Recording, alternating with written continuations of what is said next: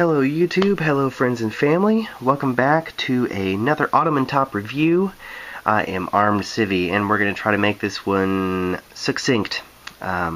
So here we are, we're talking about the Ruger LCP. This was actually my first firearm purchase as a grown adult. And I purchased this because I'd just gotten my CCW and I was looking for something that I could really make sure I would always have a gun on me at all times. So I wanted to start off small and kind of work my way up, and that's exactly what I did. So let's do a little slice of life on this particular pistol. This gun is pretty much, for me, exclusively a CCW gun.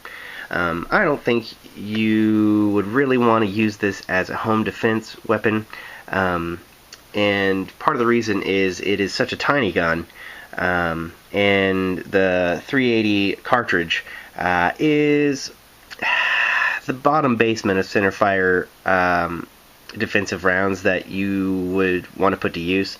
I honestly don't want to go smaller than a 9mm, but the 380 is better than having nothing at all. And that's kind of the reason why I decided to get into one of these, is I wanted to have no excuse for me not carrying a gun on me. Because I think if you're going to go through the trouble of getting your CCW, you should make sure that you have your gun on you all the time. And so that was my thought going into it, and this is the weapon that I decided to use to give me no excuses whatsoever as far as carry percentage is concerned. So CCW gun, I think that's its primary purpose, and I do think it does a good job of that. Let's do some specifications real quick. The caliber, as I said, is a 380 ACP. And I just happen to have hollow point, jacketed hollow points in this. I really kind of would prefer at this time of year, which is more of light coat season, to have a just full metal jacket. But you know, I haven't switched these over from summertime, so they're still in there. This gun I just kind of forget about sometimes. I always have it around, I always have it with me, but I just kind of, you know, I put the bullets in there and I just don't even think about it. So capacity on this is, move that light back out of the way, there we go, 6+1, and that's kind of another downside to this size of weapon, is you are just constraint as far as how many rounds you're going to be able to hold in that, but 6 is pretty decent, I suppose. 6+1, so you know, that's what you're going to get as far as standard capacity is concerned. Length is 5.16 inches overall. Width is fantastically slim. It is 0.82 inches in this diameter, and man, that is pretty amazing for a centerfire, you know, defensive weapon. That is really thin, and the height, without this little base plate extending pinky thing, is 3.6 inches. So very, very small gun, but most importantly, the weight. The weight is amazing. 9.4 ounces. This thing is a featherweight. I mean, full on. Even fully loaded, I mean, 7 rounds is not very hefty in a 380. So this gun is very lightweight. And as far as slice of life is concerned, I use this gun a lot. I always have it in my bag, and so it's kind of like my bag gun, but also I take this around with me if I'm going to go do my laundry, or if I don't want to have, like, if I'm just, you know, kind of wearing shorts and I don't want to have like a whole entire holster setup with a belt put on me, I'll just take this and stick it in one of my pockets, and this is a great pocket gun. I know a lot of people are interested in pocket guns, and they think pocket carry is like the end-all be-all answer to, you know, carrying concealed. Excuse me. I don't think that's true, but this is a great one to do it with. The LCP and the Keltec P3AT, which is kind of what this gun is based off of, are both perfect pocket guns, and I use it for that a lot. Also, ankle carry. I'll show you a holster here in a minute that I use for this, and I've ankle carried this a lot too, and it's great for that. That weight of 9.4 ounces makes it almost completely disappear on you. So it's really good in that respect. So let's talk a little bit about reliability and accuracy. In all the firing that I've done with this, and I've shot about 350 rounds of full metal jacket and jacket at hollow point. It's just kind of a mixture of the two. It has been 100% reliable.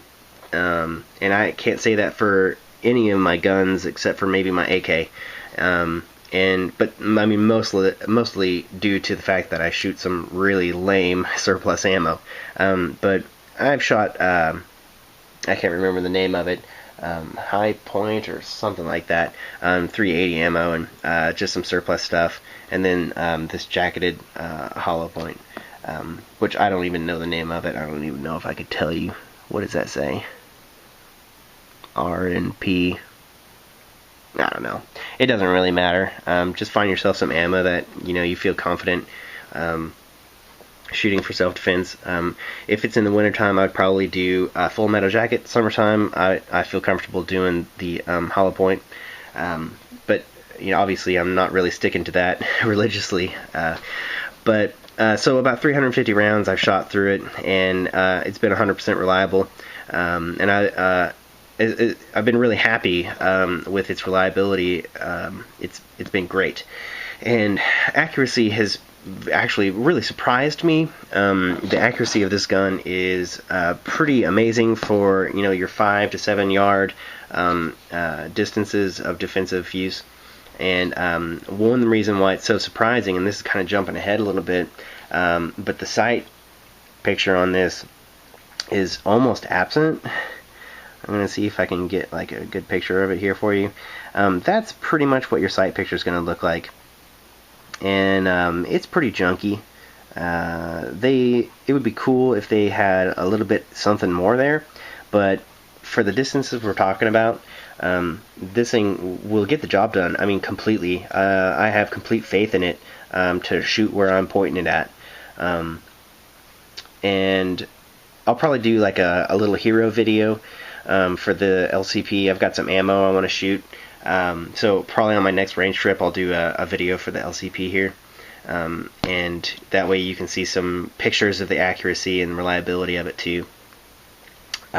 Just so you can have the proof. I'm not just making this stuff up. I do have experience with anything that I am going to review or talk about, because there's no reason for me to talk about it if I don't have some experience with it. Okay, so let's move on to ergonomics in the trigger as well. Excuse me. So ergonomically, this is a very tiny gun. Some people, it will fit their hands better than others. And part of the issue is the height and the width. I mean, that's a big plus for carryability, but for holding it in your hand, it is just a small gun. And it does feel almost too small for me. I do have that pinky extension on there. I mean, that doesn't mean I can put 3 fingers on there. It just means I can comfortably have 2. And honestly, for recoil management, I like to have that little extra protrusion there, or else it might actually just end up being just a one pinky kind of a deal. So I will put that on there, and I'm really happy to have that. And so ergonomically, it is just a small gun, but you can manage it pretty well. You are going to feel some pretty decent recoil with this gun, so I would not term this gun like a beginner's gun. Don't put this in the hands of someone who's never shot before. But on that same token, I don't think that someone has to have years and years of experience to shoot this. My girlfriend, who doesn't have much experience with firearms, shot this like our third time out, and she was able to manage it just fine.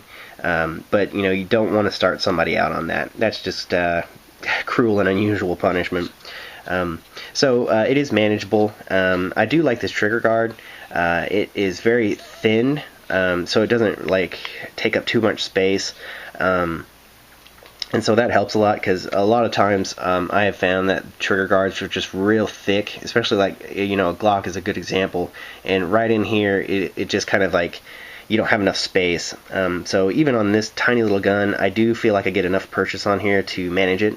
Okay, so let's talk about the trigger. I don't have a 380 snap cap. But so we're just going to do like one trigger pull with this. So that's an empty magazine, and the chamber is in fact empty. Oh, a little interesting note, this does not have a last shot hold open, but you do have a slide release or slide lock right here, which you do not get on the Kel-Tecs, the Kel-Tec P3ATs.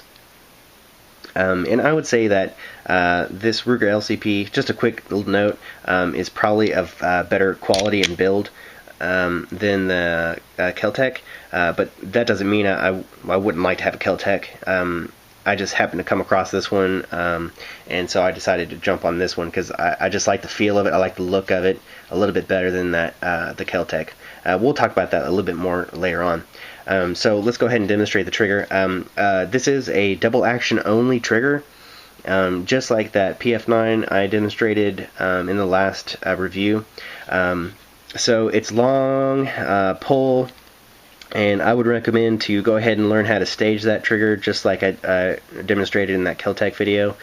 So take it up about 3/4 of the way, and then take, just get to that point and then take your time with that last little bit. And that will help you with your accuracy and consistency as well. So let's go ahead and demonstrate that. Okay, this is a heavy pull, even more so than the Kel-Tec. This is from the factory about 8 pounds, and you can really feel it. That is a heavy trigger pull. Probably not as much as like some of the revolver guys that are around. They'll probably just scoff at this, but for people that are used to shooting semi-auto pistols, this is a bit of a heavy trigger pull, and you're gonna have to take your time to learn how to shoot that. But on the same note, you can get used to it just like anything else. So that's just something to think about. But it is smooth, and that let off is crisp. So let's do one more, and then I'll show you where the reset is. So all the way back to the back it goes. And so let's do a reset real quick, and you're going to reset all the way to the front. Right there. Okay, so resets all the way to the front. No surprise, it's a double action only pistol. That's kind of what is to be expected. I'm going to go ahead and end this particular video here. I'll pick up in part 2, and we'll talk about fit finish and the rest of the points of discussion I want to go over. And we'll see you in just a few minutes. Alright, thanks guys.